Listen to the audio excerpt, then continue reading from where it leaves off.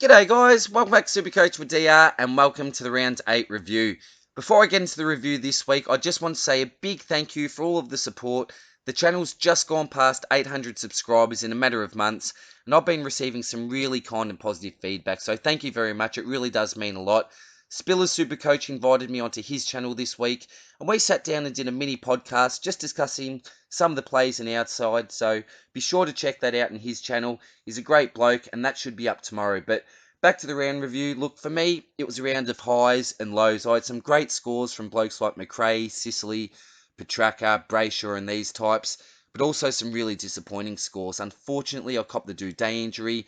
Simkin, he's been off the last couple of weeks, and basically all of my on-field rookies went below 50, which obviously wasn't ideal. But I scored 21.61, which I think was below par.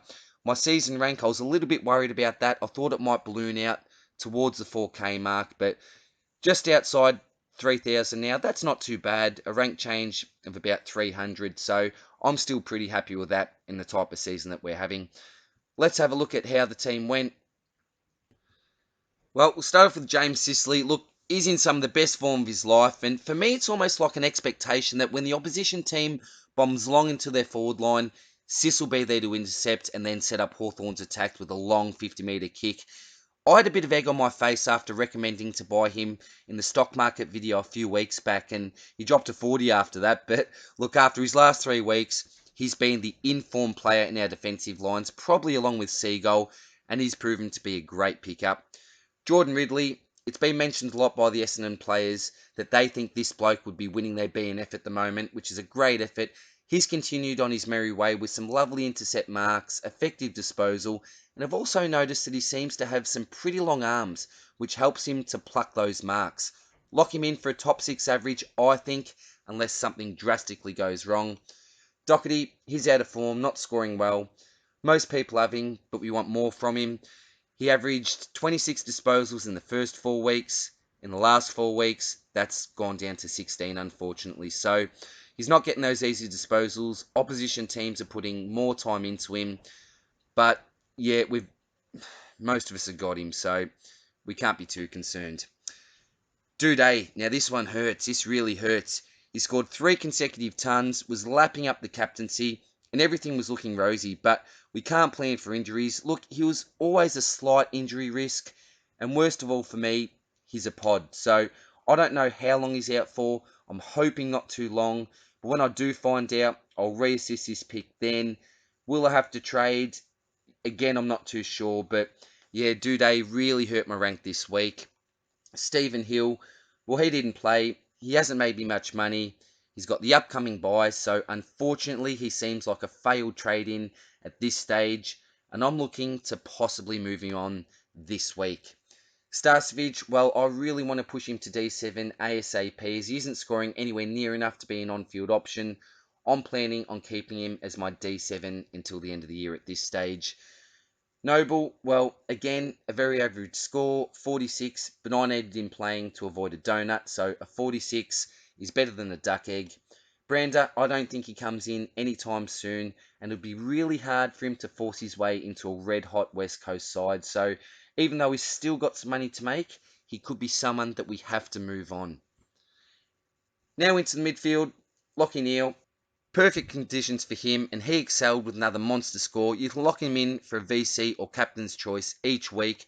Also won't face another De Boer tag, which is handy, but I love this bloke as a SuperCoach player, but more so as a Brisbane supporter. Jack Mcrae, I recommended him a couple of weeks back as a buy now because I just had a feeling he was hitting some form, and he went bang, had the ball on a string, hit up targets, played at the level that we know he's capable of. Well done if you managed to have the VC on him. But yeah, he's hitting form, Jack. And if you're looking to bring an Uber Primo in, he could be the man to look at. Danger, yeah, disappointed with Danger. He's had a great last month, but unfortunately went under 90 on the Monday night. Look, it was terrible conditions. I can forgive him a little bit. If he had slotted that goal, it was a lovely kick from about 45 on the angle there.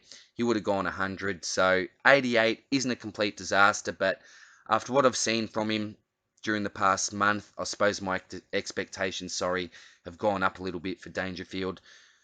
Viney, well, talk about Yeah, higher expectations. Yeah, this bloke's a keeper for me now.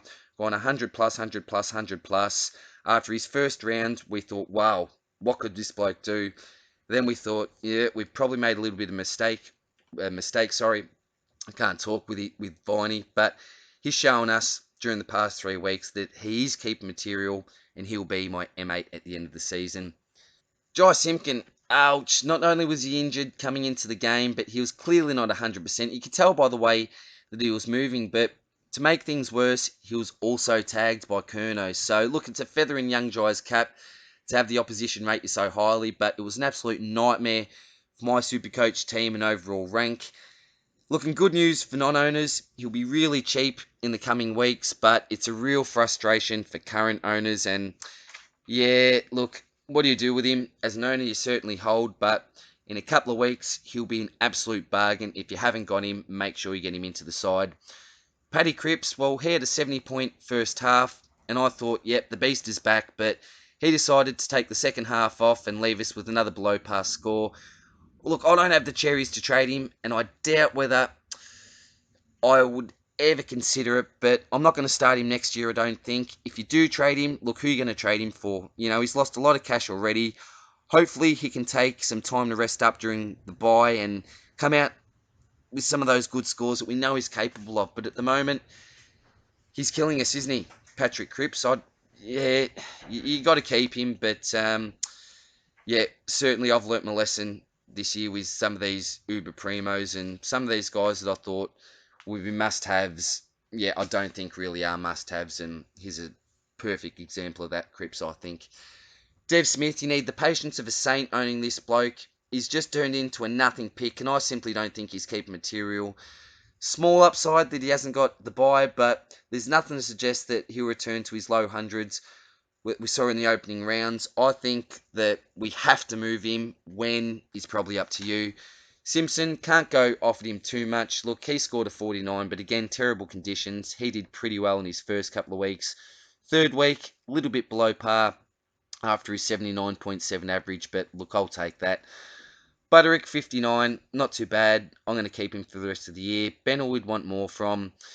Rivers, yeah, dead rookie, most likely.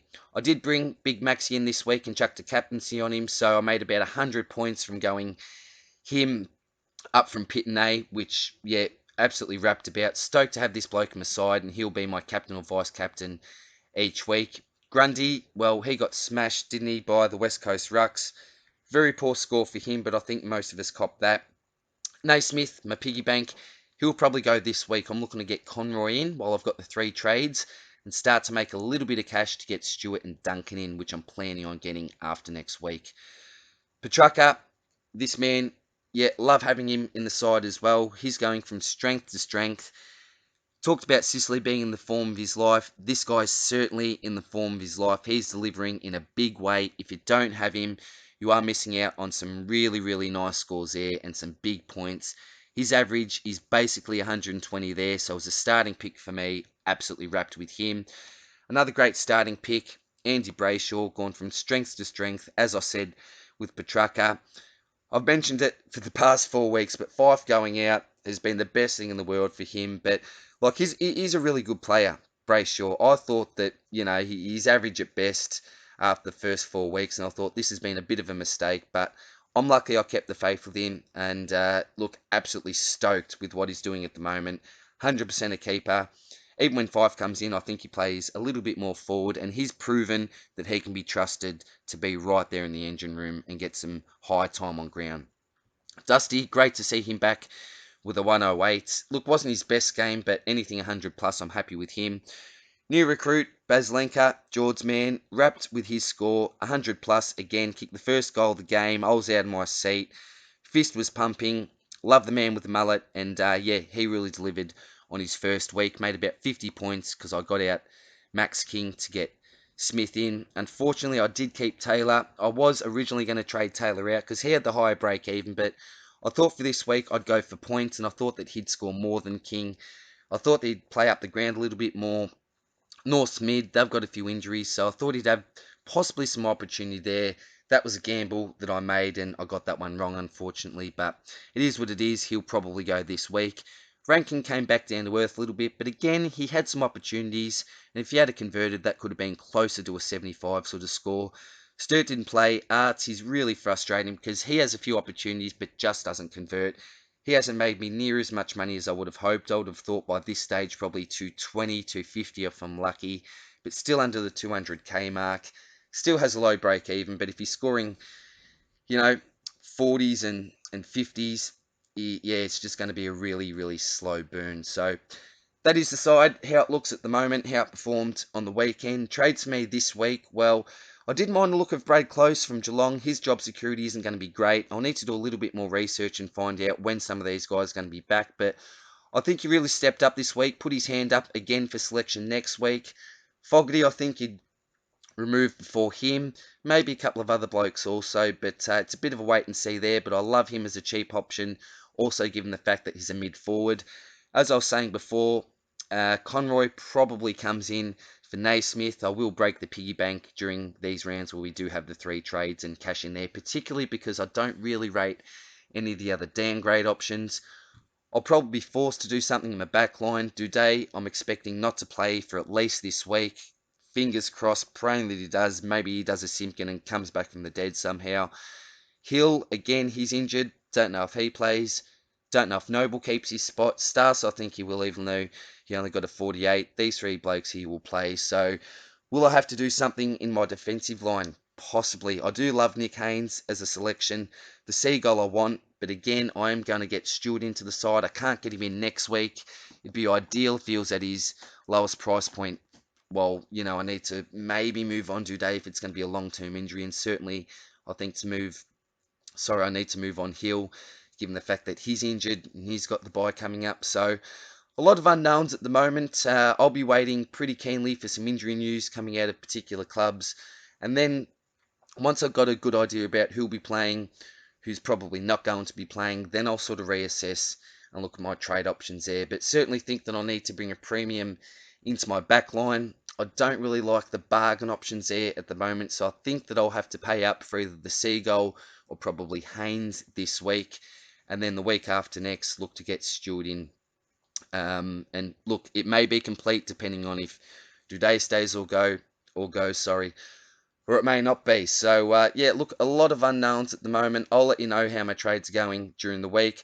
I will have the stock market video up hopefully tomorrow. I will race around the clock to get that done in time because we don't have a big turnaround. I don't know what's going to happen in the future with these review videos and the stock market videos. I will do my best to get them out, but with the short turnarounds, yeah, I don't know how it's going to work. But as always, I'll do my best to get everything out on time and give you as much info as possible. So, again, hope your week went well, guys. Hopefully a little bit better than mine, and I'll see you soon in the next one. Take care. Cheers, guys. Bye.